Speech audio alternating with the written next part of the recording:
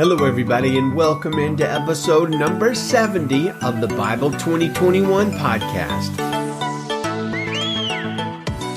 We are reading Ruth chapter 4 today, and our focus is on Ruth herself, a most unlikely Moabite Bible hero.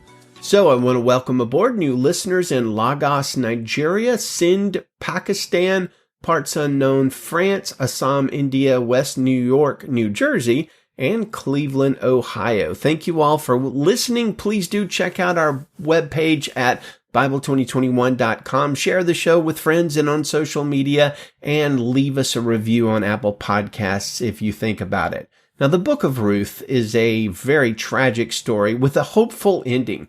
It's important because Ruth, a woman from Moab, a country not at all of Israel, the enemies of Israel, is in the genealogy directly of both Jesus and King David. Ruth and Boaz, who becomes Ruth's husband, are great-grandparents of King David. Now, to understand the book of Ruth, you need to understand that it is set during a time of famine and trouble in Israel. So a man named Elimelech and his wife Naomi apparently flee Israel to go live in Moab, an enemy country of the Israelites. Maybe they think they can get more food there or something like that.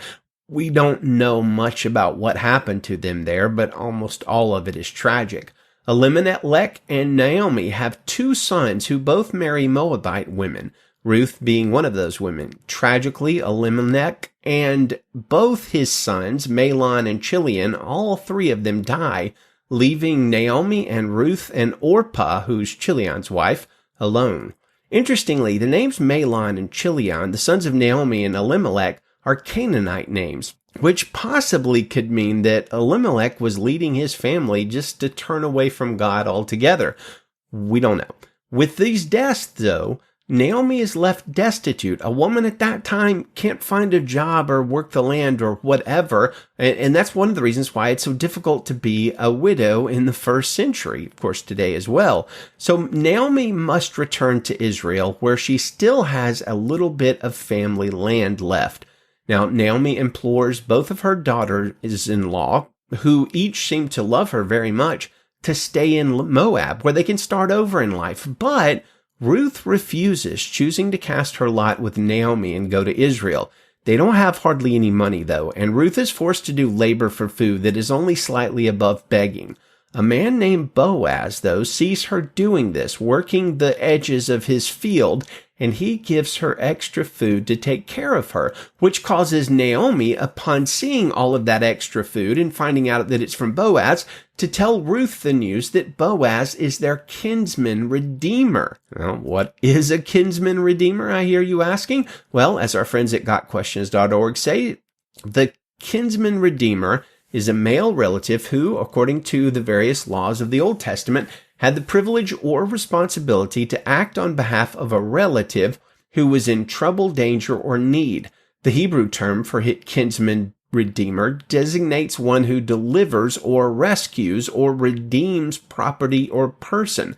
The kinsman who redeems or vindicates a relative is illustrated most clearly in the book of Ruth, where the kinsman redeemer is Boaz. So this Boaz, a Jewish man, shows great kindness to both Naomi and Ruth, and marries Ruth, and they begin a family.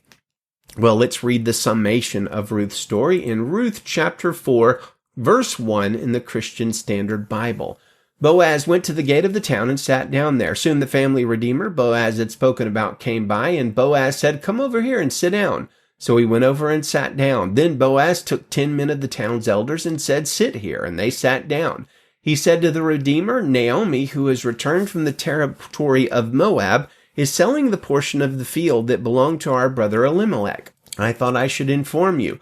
Buy it back in the presence of those seated here and in the presence of the elders of my people. If you want to redeem it, do it. But if you do not want to redeem it, tell me so that I will know, because there isn't anyone other than you to redeem it, and I am next after you."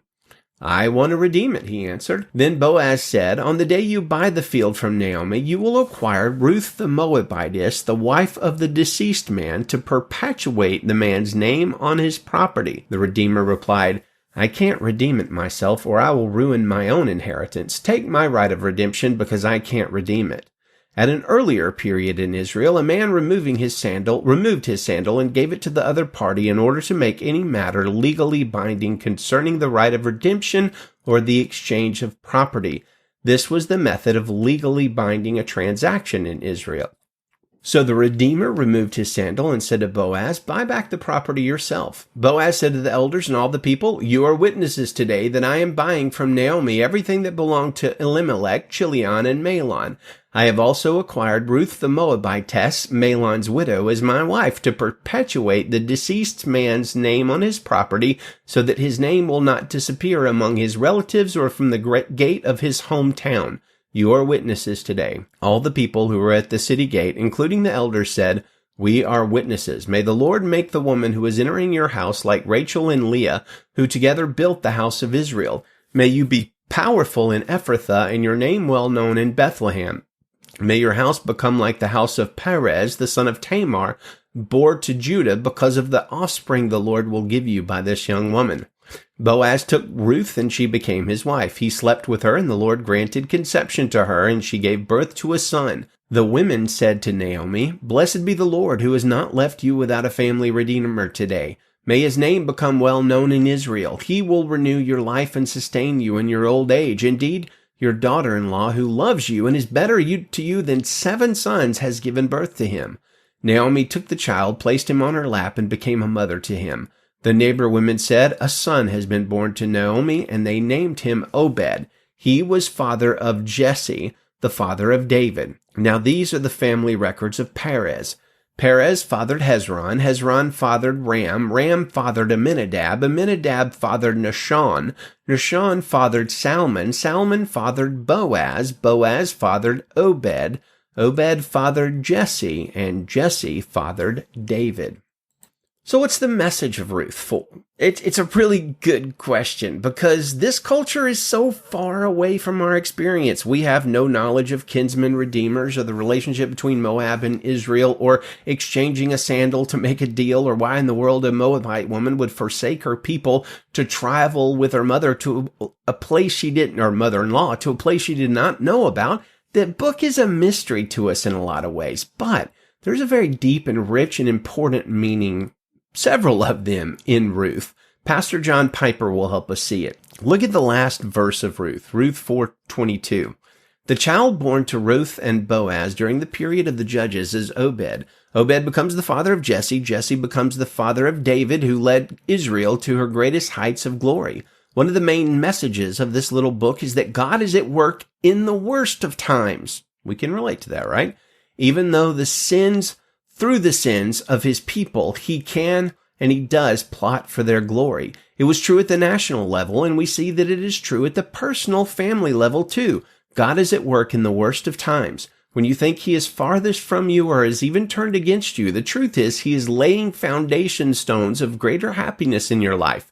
3 lessons from Ruth. Number 1, God the Almighty reigns in all of the affairs of men. He rules the nation, says Daniel 2:21, and he rules families. His providence extends from the Congress to your kitchen.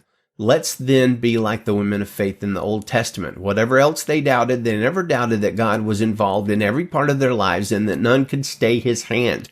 He gives rain and he takes rain. He gives life and he takes life. In him we live and move and have our being.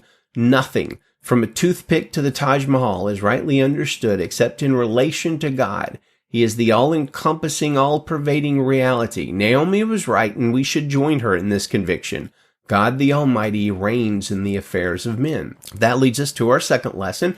Not only does God reign in all the affairs of men, and not only is his providence sometimes hard, but in all his works, his purposes are for the good and happiness of his people.